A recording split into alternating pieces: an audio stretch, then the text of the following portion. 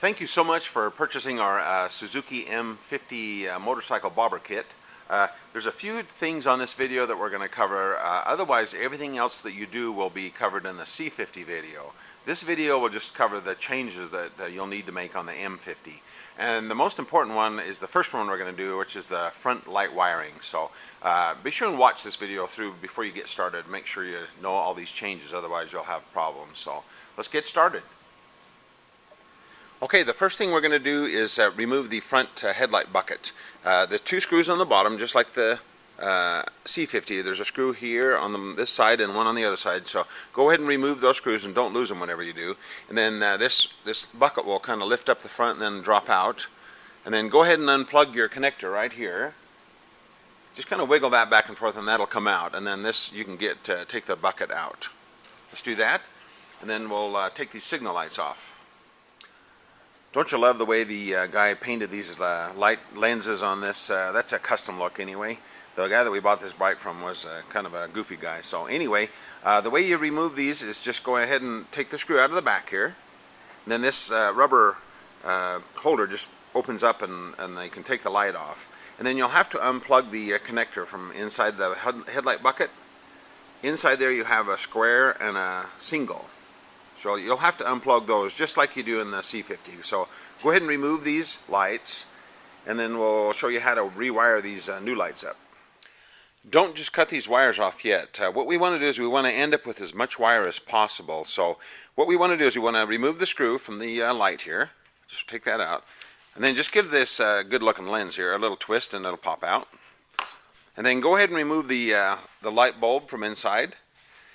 And then what you want to do is you want to go ahead and snip the wires from down inside there. Just go ahead and snip those with some wire cutters. And then if you will, go ahead and just pull those with some pliers. Go ahead and pull that out just a little bit with some pliers. And then what that'll do, that'll expose that rubber grommet. Oh, I'm sorry, right there. There's a rubber grommet that's down inside there that kind of seals it right there. Go ahead and just snip that off with some wire cutters. Just snip that collar off. That'll cut the... It'll cut that little rubber flange off those wires. I don't know if you can see that. And we're going to get rid of that. And then you can go ahead and pull the wires out from the light there. So go ahead and pull those wires out of there. That'll give you more wiring to deal with when we do the new lights. Okay, you'll do the same thing as the C50 wiring video shows, except the most important thing is don't cut these off any shorter. The wires coming out of these small bullet lights. Leave those full length. And then you'll have longer ground wires also. So leave those long because we don't want to shorten those up. And then there's a picture of the wires that we pulled out of the bike. There again, leave those as long as possible. And then I'll show you a couple of other things real quick before you get started, before you revert back to the C50 or Volusia video. So stay tuned. This is the mounting bracket that goes on the front of the motorcycle there. What I've done is there's two holes here that I've wire tied the left signal light wire on. I've just left that loose. Just go ahead and wire tie that and leave that loose, and then I'll flip this over and I'll show you how that goes. This is actually how it mounts on the motorcycle. So this is the left light over on here, on this side. The wire will run under here, wire tie there, and then go up either through the hole or in the back of the fork. And I'll show you that in just a second here. But leave that loose for now. Okay, there was what the bracket looks like bolted to the bike. It obviously bolts to the bottom of the motorcycle fork triple clamp here, underneath the bike right here. Don't get too carried away. That's just going into aluminum there, so you don't need to get ridiculous with that torque. And then the wire ties are underneath there to hold that. It looks really nice and neat. All the wires are hidden under the bar there. Now what I did on these black nickel lights is I ran the wires up through this hole right here in the triple clamp. Goes right through with the brake hose and all that. Now on the other lights, you can probably either run them through there or you could run them through the back of the fork plate here. Let me show you. There's this recessed area right here.